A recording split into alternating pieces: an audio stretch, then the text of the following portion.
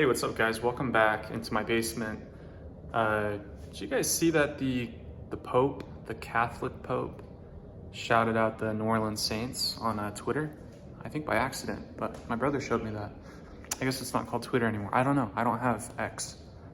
But I'm coming to you guys with a unboxing video. I've already unboxed it, but I gotta show you guys the presentation. My good buddy, Tim, K5OHY, my first ever CWQ, so you've heard me say that 1,000 times. He's like the opposite of a sponsor. So like if you have an addiction, he's just like the worst case scenario friend, because he tells me to buy the expensive bug, to hey, there's this new rig, here's how you can get it. But we're gonna take a look at this rig. And I just poured myself a hot cup of coffee, because I just got back from activating. I'm not gonna have one of those, I already had one. But let's take a look at this rig together. This is gonna be way hot to drink. Do you guys need to wait like 20 minutes to drink coffee like I do? Because you burn your mouth off. But we'll leave that over there. And yeah, like I said, I just got back from activating with the MTR3B. May or may not have almost gotten in an accident. Started snowing on me, thought I posted a cute little winter short, and then almost slid off the freeway going 80, and a car in front of me crashed, and it was really scary, and I put my hazards on, and I made it home in one piece. Anyway, this is the FX4CR. And I've seen this rig before. It didn't call out to me, so I hadn't bought it yet, and I really knew nothing about it. But there's been other things in ham radio, like my solid state is probably my favorite paddle, and that never called out to me. I didn't think it looked very cool like some of my other paddles, my solid state from Croatia, but that's my favorite paddle. So you don't always judge a book by its cover. But I've already opened this, but I just wanted to do it again because like this just blew me away. First of all, it took like 1 day to get here from China. I'm completely blown away. Tim was telling me his is getting delivered today as well, but that's pretty cool. So again, I don't know a ton about this rig. Let me see if I can get it open. There we go. But I mean, how cool is it that it comes with this case? I haven't had a single rig come to me in a Go kit like this. So just out of the gate, the fact that it's in a Go kit just blows my mind. But let's take a look at it together. So a couple things I noticed, really excited. He ditched the, I don't even know what it was called. It had this weird funky connector on the side.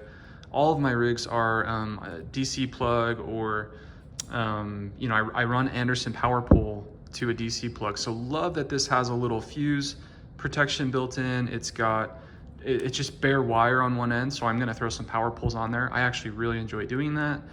And then so funny to me, he's thrown a ferrite on here, as well as the mic. As you guys know, I'm exclusively an SSB operator now because I posted one SSB QSO, and like 300 friends reached out to me, like really upset.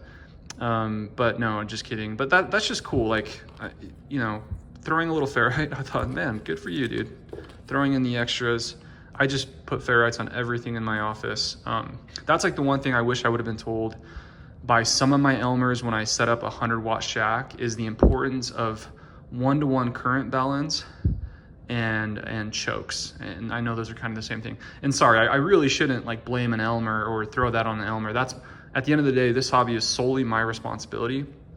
But I freaking like blew a radio up because I transmitted thousands of QSOs on 100 watts with a ton of RFI or RF getting back into my rig, and that caused my issues with my 9918, and I was just completely unaware of the damage that can cause. So anyway, I have ferrites and chokes on everything now. That's so important. If you're a new op, invest in these little guys. Go to ABR Industries, get the chokes. I've had friends tell me to throw it on my 891 because I've got RF burns from pedals. Anyway, that's a hell of a tangent, not the purpose of this video, but I want to show you guys the rig. This thing is a freaking tank. Like, holy cow. I don't know if that's like a built-in kind of heat sink, but it has an interesting kind of design on the back. And then check that out. I don't know if you can see it. That is like a fan, I think. I think he's built this with a fan now. So I know that was like a mod that people used to do. But man, it's just a cool radio.